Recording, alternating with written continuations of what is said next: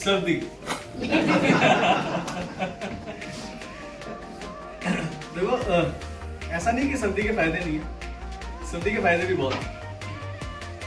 अभी क्या है, अगर सड़क पे दो गाड़ियां टकरा जाए ना, तो दोनों जब बाहर तो निकलते हैं ड्राइवर, पर हाथ उनके अंदर ही होते हैं। वो कहता जा जा, तू जा जा, तुम क्या, कहता मैं तुम क्या, जेब में हाथ रख के ऐसे बोलते हैं। मतलब बोलते रहते हैं लेकिन हाथ कोई नहीं उठाता। तो सर्दी के फायदे बहुत हैं। और जैसे ही टेम्परेचर गिर जाता है ना, तो लोगों के आपने देखा कपड़े भी बढ़ जाते हैं। नीचे वो चुस्ती बनियान, ऊपर टी शर्ट, फिर हाफ स्लीव शर्ट, फिर जैकेट, फिर मफलर, फिर बंदर टोपी। अच्छा, इसका मुझे पता है कैसे चला। अभी हम लोग एयरपोर्ट पे गए थे, तो उस पर सिक्योरिटी चेक हुई, तो देखा 80 किलो का आदमी 40 किलो का ही था। तो बाकी तो उसके कपड़े ही थे। और सर्दी की शादी का भी बहुत फायदा है, खासकर पंजाब में। मतलब शादी सर्दियों में हो रही है, अभी घूमने भी ठंड में जा रहे हैं, और गर्मी से पहले खुशखबरी भी दे देते हैं। वैसे मैं नहीं, फायदा बहुत है। घूम फिर के सारी मेरी तरफ है। और जब हम छोटे होते थे, स्कूल में होते थे, तब सर्दियों का पता था कैसे चलता था। हमारे स्कूल में एक दिनेश होता था, यहाँ भी, तो उसको देख के पता चलता कि सर्दियाँ आई है कि नहीं। उसकी नाक बहने लग जाती थी। जितनी नाक बहती थी हम लोग उतनी सर्दियाँ आ गई हैं। अब दिनेश क्या हमारा प्ले में बहुत अच्छा था, तो उसको प्ले में लेके आते थे। एक बार क्या, उसको राजा का रोल दे दिया, हाथ में तलवार और एक हाथ में ढाल, पर इम्प्रोवाइजेशन दिनेश करता रहता। कहता अहंकारी राक्षस, ये तो शुक्र कर मेरे हाथ में तलवार है, अगर तीर होता तो मैं ऐसे मार देता।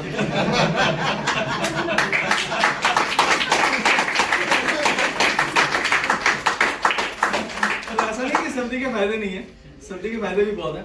तो खासकर अगर आप रोडवेज की बस पे जाओ ना रात को, तो पता चलता भी सर्दी कितनी है। जो मेरे जैसे विंडो सीट में बैठते थे वो भी बाजू में आ जाते हैं, और सारी खिड़कियां बंद भी हो तो भी पता चलता भी ठंडी हवा कहां से आ रही है, तलवार की तरह एकदम मारती हुई। नहीं, सर्दियों में फिर ये भी करना पड़ता है सीमा में, तो सारे ना इंजन के पास हो जाते हैं ड्राइवर के, क्योंकि वो गर्म होता है। तो जैसे दिनेश गया तो ड्राइवर ने हटा दिया उसको।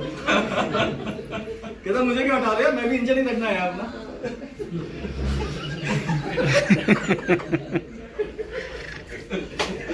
नहीं, पहले हमारे क्या होता था, छोटे होते ना, नानी दादियां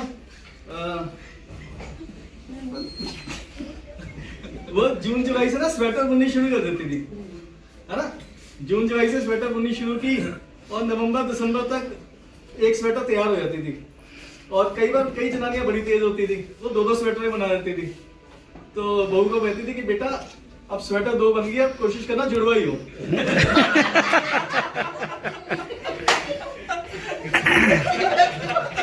रागी साहब ने मुझे बोला। तो कुछ बहू सीमा मैम बड़ी ना लड़ाकी भी होती थी, कहती अम्मा आपका तो कुछ नहीं किया, हमने तो ऊन उधेड़ दिया, हमारा देखो। तो नहीं, ऐसे सर्दी के बहुत फायदे हैं। और मजाक अपनी जगह, wish you very very happy new year. पिछले साल अगर मैं पूछूं 2023 में हमारे देश ने क्या अचीव किया, अगर कोई मुझे 1-2 चीजें बता सके, हमारे देश की सबसे बड़ी उपलब्धियां क्या थी, क्या सबसे बड़ी अचीवमेंट थी 2023 में? चंद्रयान। और क्या बड़ी उपलब्धि थी हमारी? कोई दूसरी उपलब्धि बता सके देश की अचीवमेंट, बड़ी अचीवमेंट? हमने G20 की प्रेसिडेंसी की थी, फर्स्ट टाइम की थी, पहली बार की थी। और क्या हमारी अचीवमेंट थी? हमारी इकोनॉमी वर्ल्ड की 5th लार्जेस्ट इकोनॉमी बन गई, 5th लार्जेस्ट इकोनॉमी। हमने यूके को भी एक्सीड किया। और क्या उपलब्धि थी हमारी? कोई और? ऑस्कर में हमारे नाटू नाटू सॉन्ग को ओरिजिनल सॉन्ग कैटेगरी में अवार्ड मिला, तो ये एक बहुत बड़ी उपलब्धि थी। तो हमारे सिंघला जी भी आ गए, सिंघला जी के लिए बहुत सारी तालियां। सिंघला जी हम ये कह रहे थे कि सर्दियां बढ़ गई हैं और सीनियर सिटीजन अपना ध्यान रखें। नहीं, मैं आपको नहीं कह रहा था। तो इसी तरह अगर हम देखा जाए कि हमारे मैक्स की क्या उपलब्धि थी, मैक्स ने क्या अचीव किया last year? Shashi ma'am, office ने क्या अचीव किया? ऐसा क्या अचीव किया? ऑफिस ने रिकॉर्ड तोड़ एमडीआरटी क्रिएट किया।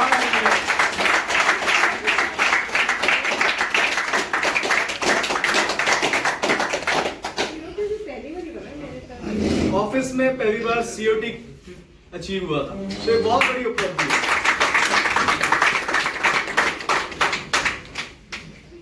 और Max as a organization, we हमारी जो मार्केट शेयर है प्राइवेट लाइफ इंश्योरेंस कंपनी में, वो इस समय 9% हो गया। 9% हमारा मार्केट शेयर है प्राइवेट लाइफ इंश्योरेंस कंपनी में, पहली बार हाईएस्ट।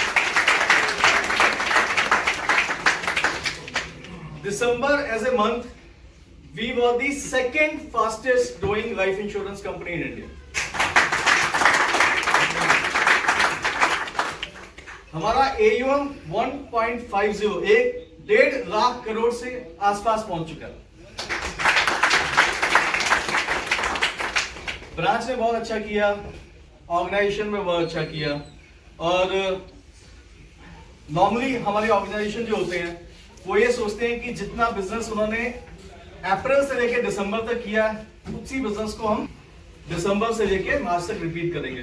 पर इस साल क्योंकि हम लोग फास्टेस्ट बिजनेस बनना चाहते हैं, हमने ये एम लिया है कि जितना बिजनेस हमने अप्रैल से दिसंबर तक किया है, उतना ही बिजनेस हम जनवरी फरवरी मार्च में करेंगे। और आई थिंक उसमें सबसे बड़ा जो भी स्टेप 1 जनवरी को हमने देखा, हमारे बंसल जी का देखा, हम जनवरी फरवरी मार्च में करेंगे। और आई थिंक उसमें सबसे बड़ा जो भी स्टेप 1 जनवरी को हमने देखा, हमारे बंसल जी का देखा, जिन्होंने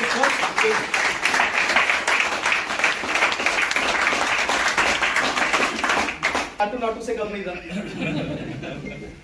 बहुत बड़ी उपलब्धि थी। आज की हमने जो जियो मीट है वो पर्पसली थोड़ी सी लेट रखी है ताकि हम रिवॉर्ड्स एंड रिकग्निशन कर सकें।